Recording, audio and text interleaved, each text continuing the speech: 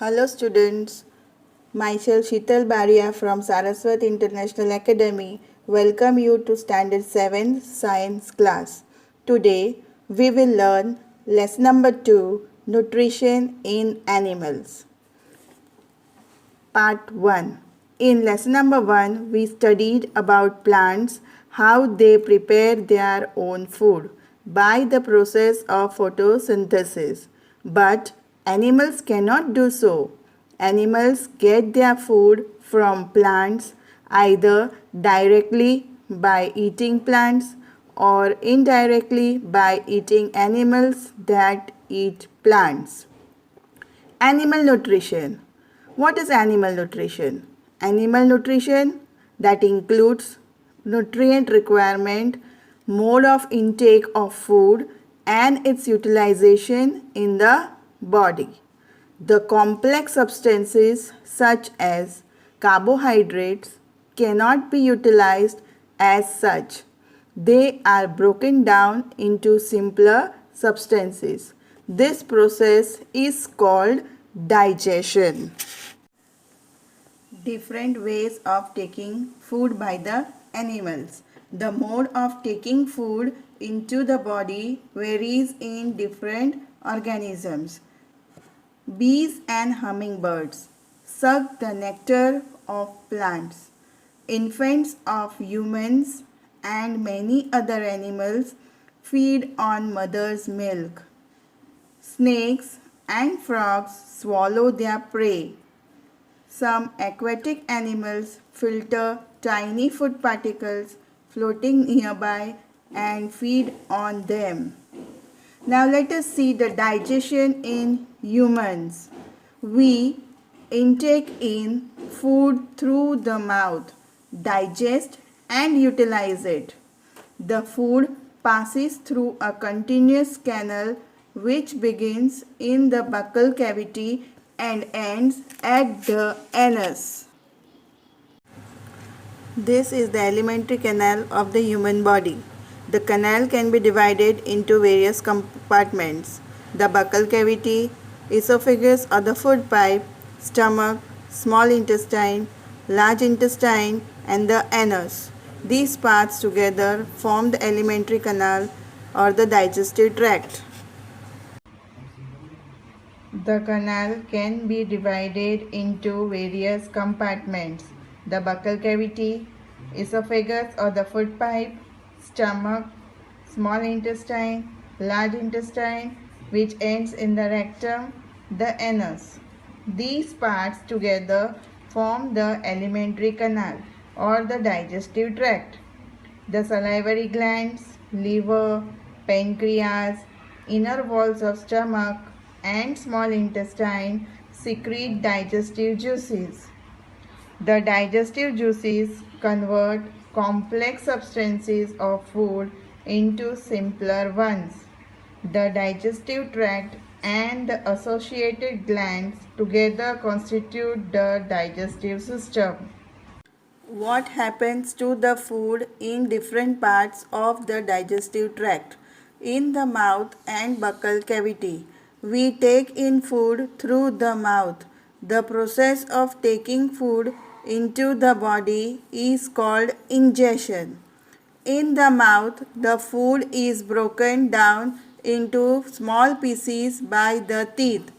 Each tooth is rooted in a separate socket in the gums. Our teeth differ in appearance and perform different functions.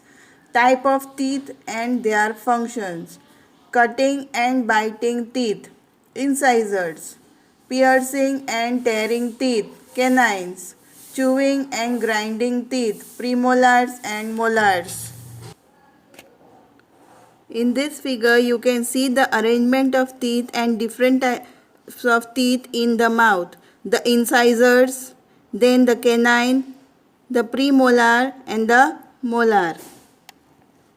In the mouth, the food mixes up with the saliva secreted from the salivary glands in the mouth.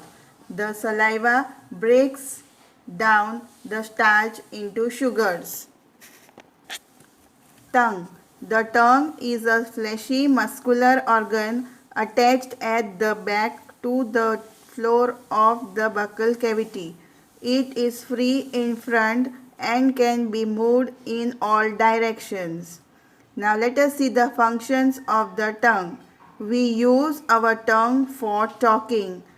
It helps to mix the saliva with food while chewing. It helps in swallowing food. We also taste food with our tongue.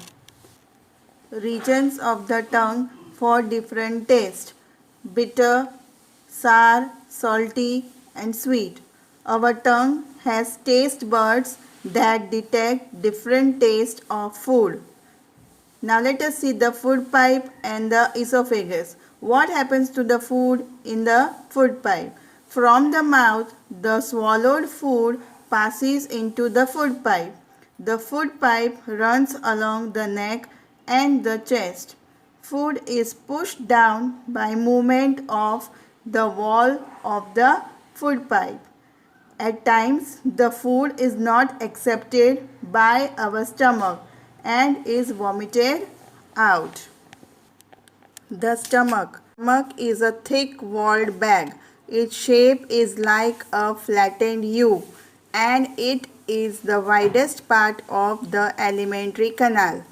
It is connected to the food pipe at one end and to the small intestine at the other end. The inner lining of the stomach secretes mucus, hydrochloric acid, and digestive juices. The mucus protects the lining of the stomach. The acid kills many bacteria that enter along with the food and makes the medium in the stomach acidic and helps digestive juices to act. The digestive juices break down the proteins into simpler substances.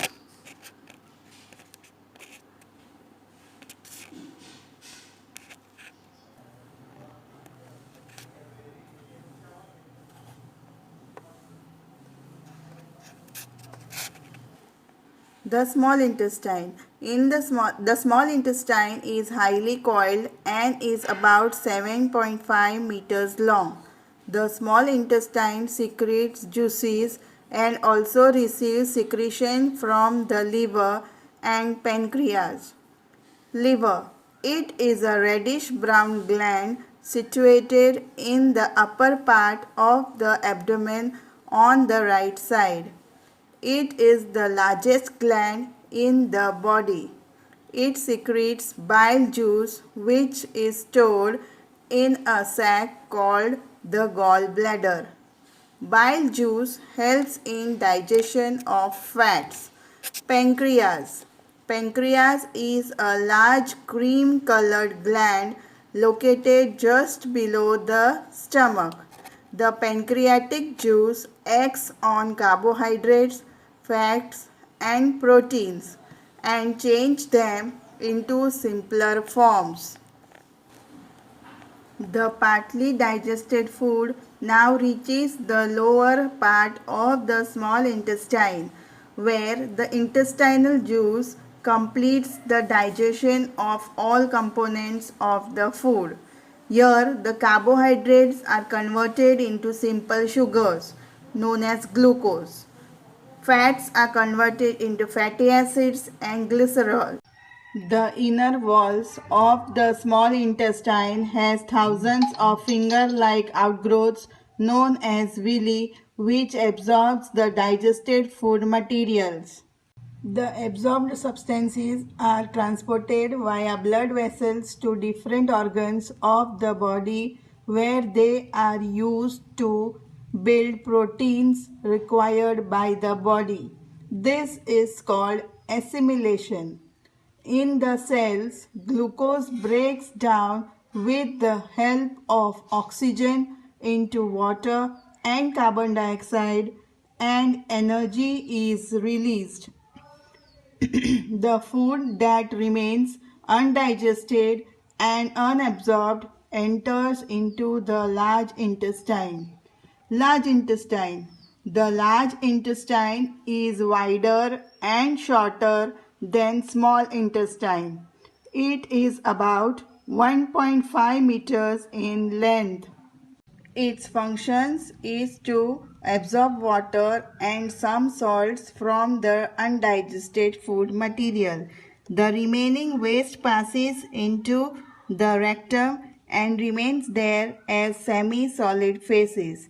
The facial matter is removed through the anus from time to time. This is called egestion.